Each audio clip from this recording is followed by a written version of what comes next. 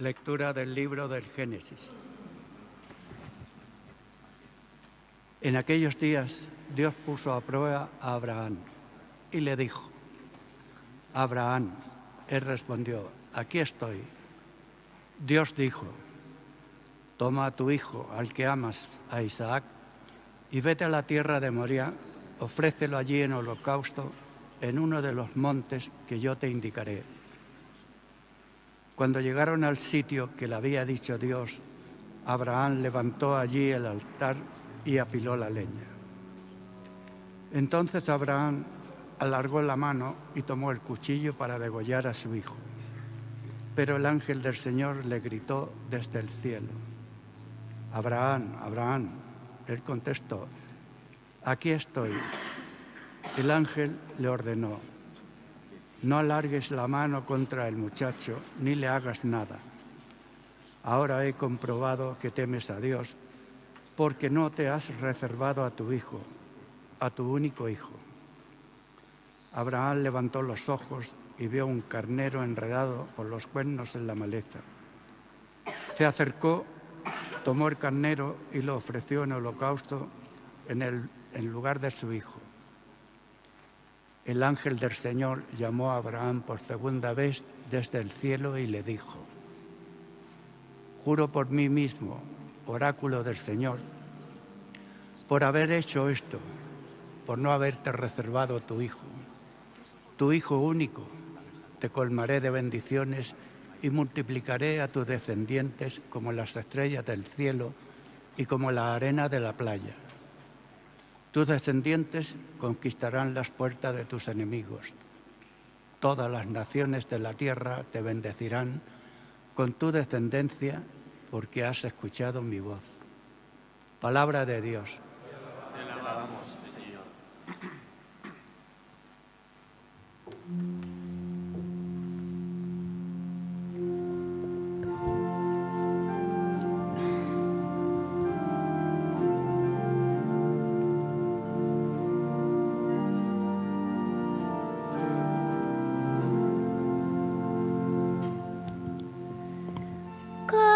Caminaré en presencia del Señor, en el país de la vida.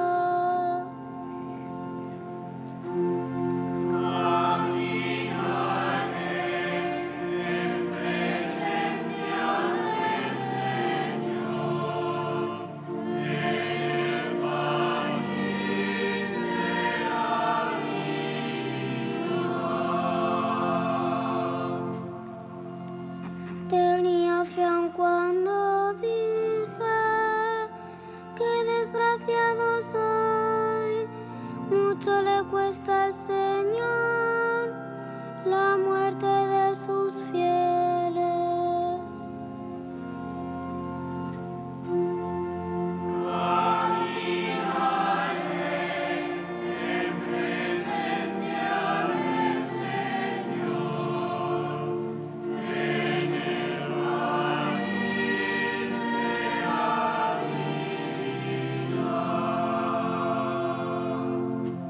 Señor, yo soy tu siervo, siervo tuyo, hijo de tu esclava, rompiste mis cadenas.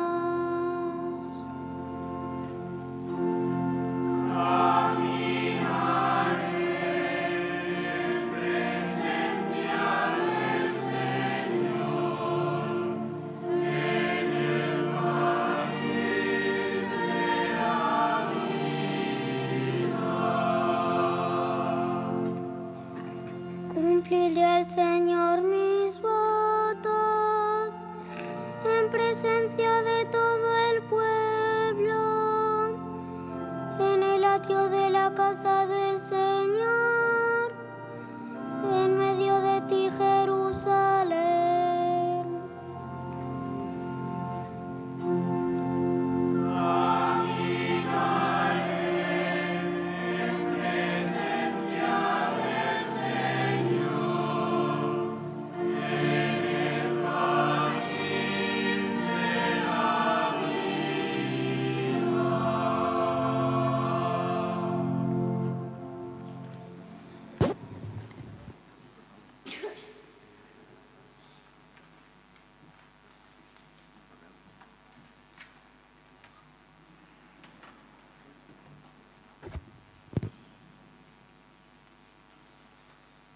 Lectura de la carta del apóstol San Pablo a los romanos.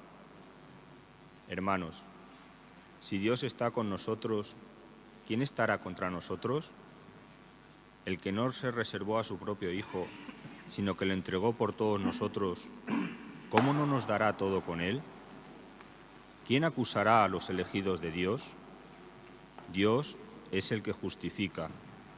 ¿Quién condenará? ¿Acaso Cristo Jesús, que murió, más todavía resucitó y está a la derecha de Dios y que además intercede por nosotros? Palabra de Dios. Te alabamos, Señor.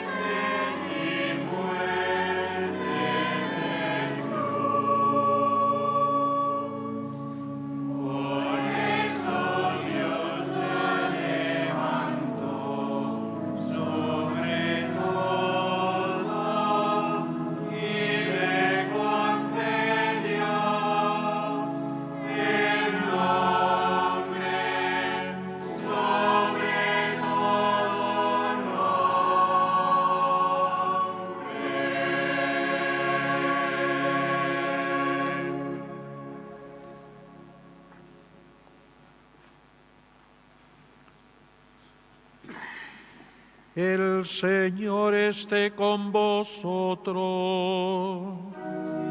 Y con tu espíritu. Lectura del Santo Evangelio según San Marcos. Gloria a ti, Señor.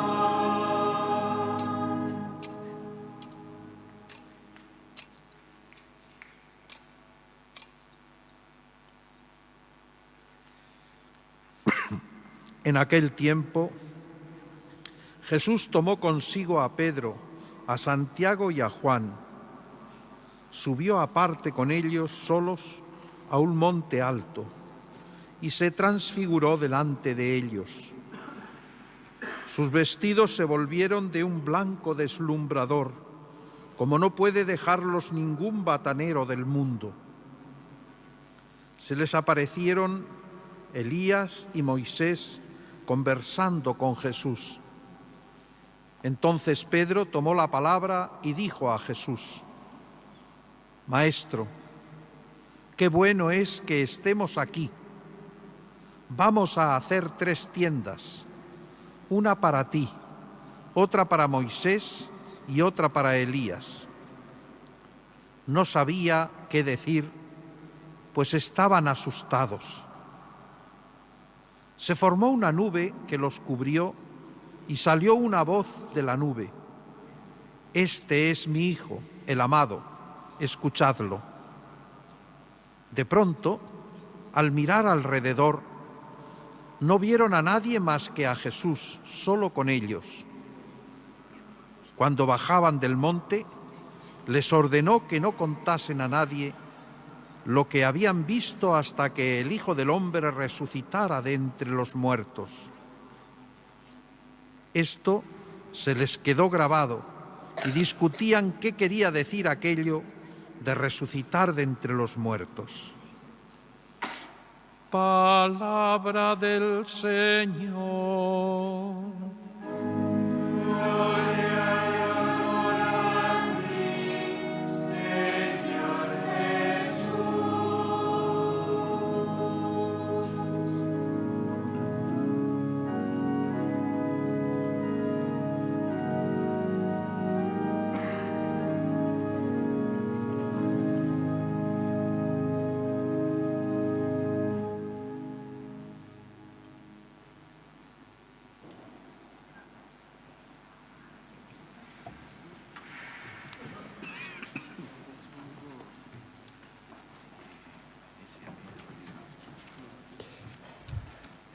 Queridos hermanos, queridos sacerdotes, vida consagrada y laicos, en nuestro itinerario de Cuaresma hacia la luz pascual, donde estamos en este ciclo meditando el Evangelio de Marcos, el Evangelio del discipulado, del catecúmeno, del que se preparaba para ser cristiano, sabiendo que entonces, en esos momentos, ser cristiano era igual a ser mártir.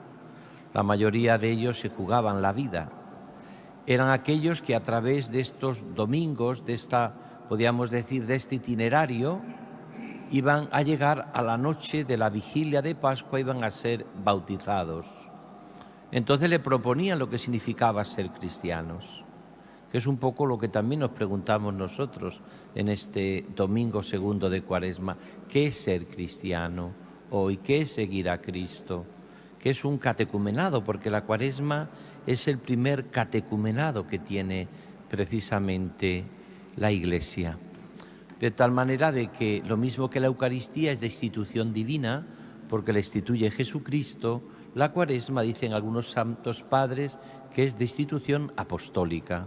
Son los sucesores de los apóstoles, los obispos, los que hacen que en este itinerario vayamos paso a paso, llegando hasta la Pascua, hasta la vigilia de Pascua, que dice San Agustín que es la madre de las vigilias. Dice San Agustín que de vigilia en vigilia llegaremos al cielo. Desde aquí, lo que te va a decir San Marcos, lo que te van a decir la Cuaresma, lo que te va a decir es que no se puede seguir a Cristo en este seguimiento de Jesús, tiene que estar dispuestos a ser tentado. Primera semana, tiene que estar dispuesto hoy a subir al monte de la contemplación, tiene que estar dispuesto a encontrarte con Cristo en tus oscuridades, en tus noches, como Nicodemo, a decir una y otra vez como la samaritana, tengo sed. Es en el fondo un itinerario que concluye precisamente cuando después de este camino llegamos al gozo y la alegría de la resurrección, de la Pascua. Nos podemos preguntar hoy, viendo este Evangelio, ¿qué significa y qué me dice a mí este Evangelio para mi vida? ¿Tiene esto resonancia o es algo más que escuchamos, no? Lo primero que nos dice es que el monte para San Marcos es muy importante donde llama el Señor. Y para él es o el monte, o el mar, o el lago Tiberíades, o los caminos. Es la vida. Es el Señor el que nos llama desde la propia realidad de nuestra vida. Está subiendo Jesús a Jerusalén, sube a aquel lugar, a la montaña alta, no dice que sea el Tabor, pero toda la tradición le ha identificado con el monte Tabor allí, en la llanura del Esrelón, que es una llanura preciosa. Desde el monte Tabor se ve prácticamente gran parte de Tierra Santa, vamos, de aquellos lugares. Desde allá él va caminando hacia Jerusalén, y así ha enfocado siempre el cristianismo, la Iglesia, lo que significa la vida cristiana. Estamos subiendo a Jerusalén, y en esa subida a Jerusalén se realiza la muerte y la resurrección. Desde aquí, lo primero que tenemos que ver es que para ser cristiano también vamos a ser tentados, pero también tenemos que subir a ese monte de la contemplación, donde para San Marcos es muy importante, porque ahí se realiza lo que podríamos llamar lo que significa ser cristiano, que es subir para bajar y bajar para subir. Hay que subir al monte de la contemplación. ¿Quién puede subir al monte santo? Dice un salmo, el hombre de manos inocente y puro corazón. Sube a ese monte Jesús con los tres íntimos, Pedro, Santiago y Juan. Aquellos que también van a entrar con él en el huerto de los olivos, en Getsemaní, y aquellos que están en la resurrección de la hija de Jairo. Ellos suben al monte de la contemplación, pero tendrán que bajar del monte. Aunque va a decir Pedro la expresión que tanto en Oriente como en Occidente, con un comentario bellísimo que tiene el Papa Juan Pablo II en Vita Consecrata, no al texto de Marcos, sino Mateo 17, un texto bellísimo que tiene San Juan Pablo II, donde dice que para Oriente y Occidente la vida cristiana, la vida monástica, la vida religiosa se comienza con la frase que dice Pedro: qué bien se está contigo, Señor, aquí. Es la experiencia que tiene Pedro de lo que significa ser cristiano. Mirad, tenemos el peligro de enfocar la vida cristiana como una carga que nos agota. Cuando Ratzinger, entonces no era Benedicto XVI, va a hablarle a los obispos de Alemania y le da unas conferencias profundísimas, él ve un problema en Alemania que está actualmente también en España y en todos sitios ya, ¿no? ¿Por qué los padres no bautizan a sus niños pequeños? Y el Papa, después Benedicto XVI, Ratzinger se hace esta pregunta. Y bueno, hay muchas contestaciones, hay que dejar para cuando sea mayor, hay que tal. Pero con esa intuición que tenía este hombre, dice, probablemente el problema sea que para muchos cristianos Cristo es una carga. Ser cristianos es una carga. No es la auténtica salvación, la auténtica liberación, la auténtica vida, el auténtico gozo. Entonces, ¿para qué vamos a darle a nuestros hijos esta carga que nosotros vivimos? Es la misa del domingo, tener que vivir una moral, cumplir unos preceptos, hombre, que no. Pero en el fondo es porque se han perdido lo mejor de la vida cristiana, que el cristianismo no es una carga, es lo mejor de la vida. Y conocer a Jesús, pero eso lo tiene que descubrir también Pedro en el monte de la oración y de la contemplación. Qué bien se está contigo, Señor, siempre aquí, qué bien se está. Y hasta que uno no ha dicho esto, probablemente esté todavía en el balbuceo de la vida cristiana. Y entonces pues tratará por todos los medios de vivir la vida cristiana con ciertas trampas, porque bueno, eso de, es que aquello tal, esto tal, pero en el fondo es porque no ha descubierto el gozo, la alegría de ser cristiano. Qué bien se está contigo aquí. Segundo, ¿pero por qué se está bien con Jesús? Porque el cristianismo no es una carga.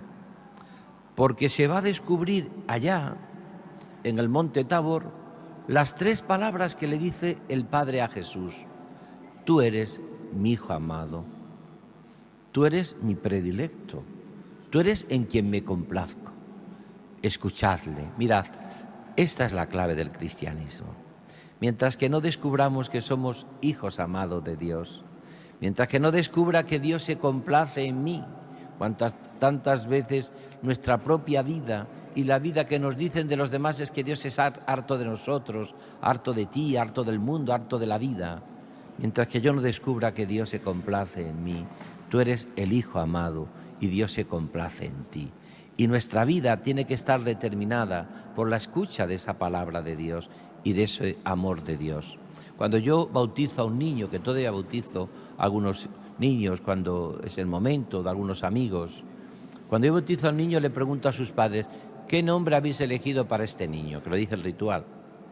Y siempre le digo, pues no se llama ni María, ni Pedro, ni Antonio, ni Vanessa, ni Cristian. Este niño se llama Amado o Amada. Es un nombre. Cada uno de nosotros somos hijos amados de Dios. Y esto tenemos que descubrirlo en nuestro bautismo, o en los que en la noche de Pascua se van a bautizar, o los que ya estamos bautizados y vamos a renovar nuestro bautismo. Somos hijos amados y Dios se complace en mí. No se complace una madre en su niño o un padre, aunque el niño esté sucio, aunque tenga que volverle a poner otra vez 30 veces el pañal, o aunque a veces le haya dado la lata, aunque haya dormido por la noche, o aunque haya dado la lata, pero es su hijo. Y este gesto de amor de Dios con cada uno de nosotros es lo que hace que el cristianismo sea o no sea una carga. Y mientras que sea una carga, pues lo tendremos siempre con la tentación de quitárnoslo del medio. A ver cómo me quito esto del medio, ¿no? Cuando una persona vive su vida y su vida es el deporte, o su vida es esta mujer, o su vida es esta persona, o su vida es su amistad, o su vida es el fútbol de cada domingo, no importa que llueva, que haga frío, que esté todo, no es una carga, es donde él descubre la vida. Y por eso tenemos gente que te dice, es que el deporte para mí es mi vida. ¿Tú has dicho alguna vez que Cristo para mí es mi vida? ¿Tú has dicho alguna vez que es que conocer a Jesús ha sido lo mejor que te ha ocurrido en tu vida? ¿Tú no has dicho alguna vez a Jesús, ¿dónde voy a ir, Señor, si solo tú tienes palabras de vida eterna? Como le dice Pedro. Esto es ser cristiano. Somos hijos amados. Dios se complace en nosotros. Por mucho que nos digan, por mucho que nos diga la vida, por mucha experiencia que tengamos de pecado, que lo somos, y de miserias, pero el Señor se complace en mí. ¿Podrá una madre no complacerse en el hijo de sus entrañas? Dice la Escritura. Pues aunque una madre, Dios se complace en ti. Yo me complaceré en ti. Y este es el gran descubrimiento de nuestra vida. Y cuando se vive así, y termino, entonces el cristianismo se vive con Moisés y Elías, que dice el texto, conversando con Jesús. Pero conversando con Jesús. ¿Qué es Moisés? ¿Qué es Moisés? ¿Quién es Moisés? La ley. ¿Quién es Elías? Podríamos decir el carisma. Elías es la carne de la vida. Elías es el contemplativo, el místico, el hombre libre. Moisés y Elías, dialogando con Jesús, son los dos pulmones. Jesús es el corazón. Y Moisés y Elías es de lo que se compone también nuestra vida cristiana. Yo no puedo ser cristiano, desde luego, sin cumplir los mandamientos. Está claro que eso es ley. Pero está claro que unos mandamientos solo para cumplir la ley acaba siendo un rigorismo y acaba siendo muchas veces pues como el que vive una experiencia sin estar enamorado, sin amor, pues acaba siendo quemante. Solo una vida cristiana donde queramos solamente Elías y donde solamente queramos el carisma, pero sin una referencia a unas normas que hay que cumplir, pues tiene el peligro de que es como la carne cuando no tiene un esqueleto, se queda fofo y se cae. Necesitamos las dos realidades, Moisés y Elías dialogando con Jesucristo. Y esto es lo que hace nuestra vida cristiana. Y esto es lo que es ser cristiano. Y esto es lo que significa nuestra vida. Y esto es lo que tenemos que vivir. Porque si no, no respira nuestra alegría, ni respira nuestra esperanza, ni respira nuestro deseo de ser cristiano. Y nos quedamos muchas veces, que a veces nuestros compañeros, nuestros amigos, nuestros hermanos, te dicen aquella frase famosa de Nietzsche que le decía a los cristianos, pues no tenéis vosotros mucha cara de resucitados, que se diga. Pues no tenéis mucha cara de resucitados. Pues a lo mejor pasa eso, que no hemos descubierto todavía en nuestra vida lo que descubren los apóstoles subiendo al monte de la contemplación, para luego desde allí el Señor le indica que tienen que bajar al valle de la desfiguración, donde se encontrarán con el endemoniado epiléptico, se encontrarán con el sufrimiento, con la muerte, con el dolor, pero también con la resurrección, porque la cruz es el camino, pero no el destino. El destino es la vida feliz siempre con Jesús, que se inicia ya aquí y tiene su culminación en la eternidad.